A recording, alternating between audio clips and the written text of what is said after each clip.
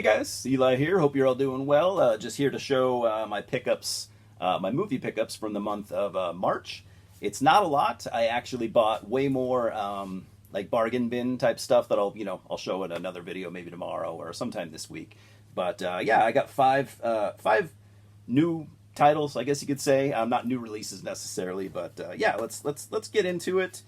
It's an interesting kind of fun stack. It's all Blu-ray and 4K for you format snobs. So starting with a movie that I completely missed it. I'd never heard of it. It's not that old. It only came out a couple of years ago. But we're talking about Dogman with Caleb Landry Jones, not Drones.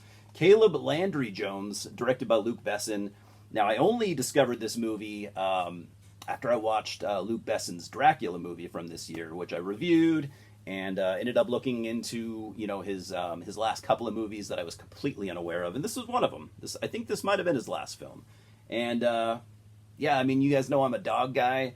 You know, this was intriguing. I really liked Caleb Landry Jones' performance in the Dracula movie, even if I didn't really like the movie. So.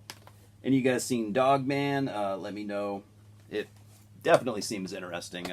Total blind buy, as actually are most of these.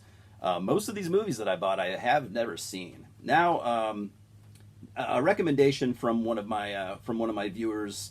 So thank you for bringing my attention to this. I'm a big fan of Stephen Kostanski of the Astron 6 Collective.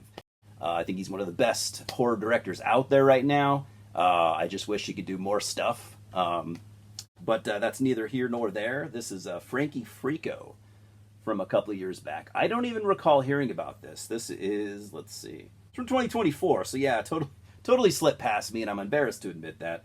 But so I'm told this is kind of like a Costanzi's throwback to like Gremlins, Critters.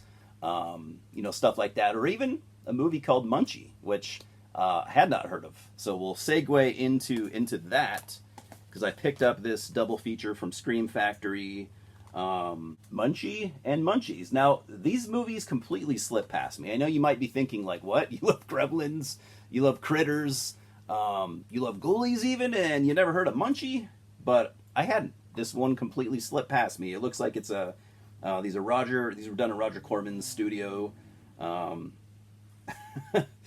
Yeah, man. I think as far as the posters or the covers, I really like the sequel a little bit more. But yeah, Munchie and Munchies.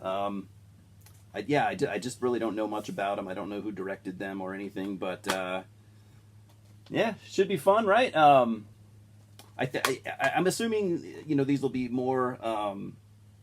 Maybe more safe, less, not so much on the horror spectrum, but should be fun. Then I've been picking up the Abel Ferrara stuff that's been being re-released on Blu-ray and 4K and stuff like that. This came out on the Cinematographe. I can't pronounce this, but yeah, this new kind of boutique Blu-ray company I've been seeing. Here, I'll just show you the back. That's the company. You can't see it. But we're talking about New Rosie Hotel from Abel Ferrara, starring Christopher Walken, Willem Dafoe, and Asia Argento. I have not seen this one, so this is from 1998. I'll be honest, I have not seen all of Abel Ferrara's movies, but I've been kind of like trying to work my way into his filmography. Like recently, I picked up Miss 45. I picked up The Addiction. So now I got this. Yeah, I just need to. Still a bunch of his movies I need to get, but he's a really interesting filmmaker from the 80s and 90s, and yeah, I just kind of want to watch everything that he's done. So yeah, New Rosie Hotel. Like I said, I haven't seen this one. There's the original cover. So yeah, any fans of New Rosie Hotel or Abel Ferrara?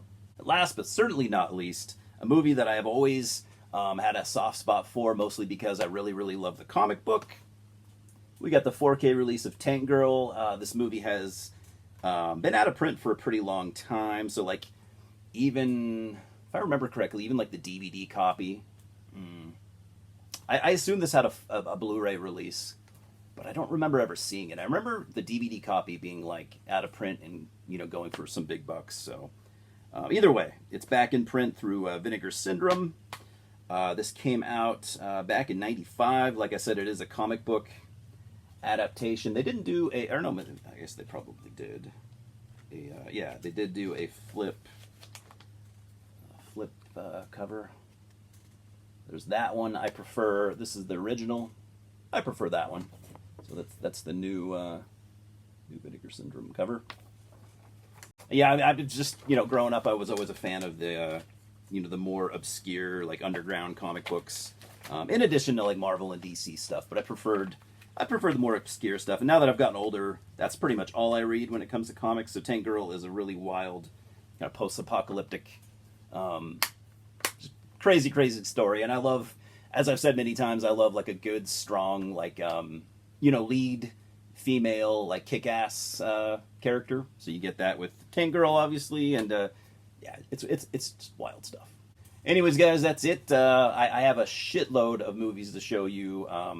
I bought a bunch of like, what I call like a bargain bin DVDs and Blu-rays and stuff. So I have a pretty big stack to show you. I don't know, sometime this week it'll be fun. So other than that, I got movie reviews that I'm working on. I've reviewed The Mummy, the Brendan Fraser Mummy, and then The Mummy Returns, Deep Rising, the other Stephen Sommers film that I like. I've got reviews coming. So look forward to those if that's something that sounds cool to you. Other than that, appreciate you hanging out with me, and we'll talk soon, huh? Cheers, guys. See you at the multiplex. Subscribe right now, please.